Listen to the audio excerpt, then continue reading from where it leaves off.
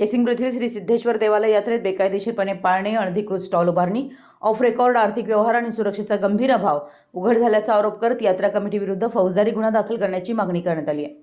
याबाबत नगरसेवक संतोष जाधव, पंकज गुरव, संजय पाटील कोथळीकर, गुंडप्पा पवार, रंगराव पवार व सौ अनिता कोळेकर यांनी जयसिंगपूर पोलिसांकडे निवेदन दिले। यात्रेत मोठमोठे पाळणे उभारण्याचं काम सुरू असताना पाळणा मालक चालकांकडून तब्बल 33 लाख रुपये घेतल्याची कबुली ट्रस्टच्या अध्यक्षांनी दिल्याचा गंभीर आरोप करण्यात आला आहे। मात्र या संपूर्ण प्रक्रियेत कोणतीही अधिकृत टेंडर प्रक्रिया राबवण्यात आलेली नसल्यानं मोठ्या आर्थिक गैरव्यवहाराचा संशय व्यक्त करण्यात येतोय।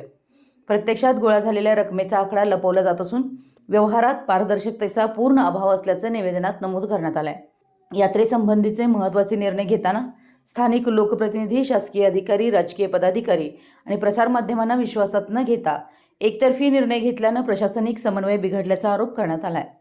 विशेष म्हणजे शासकीय परवानगी न घेता पाळणे व मनोरंजन साधनं उभारली जात असून कोणत्याही पाळण्यांचा विमा काढलेला नाही किंवा स्ट्रक्चरल ऑडिटही करण्यात आलेलं नाही। त्यामुळे नागरिकांच्या जीवितास गंभीर धोका निर्माण होण्याची शक्यता वर्तवण्यात येते। यात्रेतील स्टॉल उभारण्यासाठी नगरपालिकेच्या मालकीच्या जागेचा वापर केला जात असतानाही कोणतीही अधिकृत परवानगी घेण्यात आलेली नाही। तसेच स्टॉलधारक व पाळणेवाल्यांकडून मोठ्या प्रमाणात रक्कम वसूल करून त्याची अधिकृत पावती देण्यात येत नसल्यानं आर्थिक अनियमिततेचा प्रकार उघडकीस आला आहे।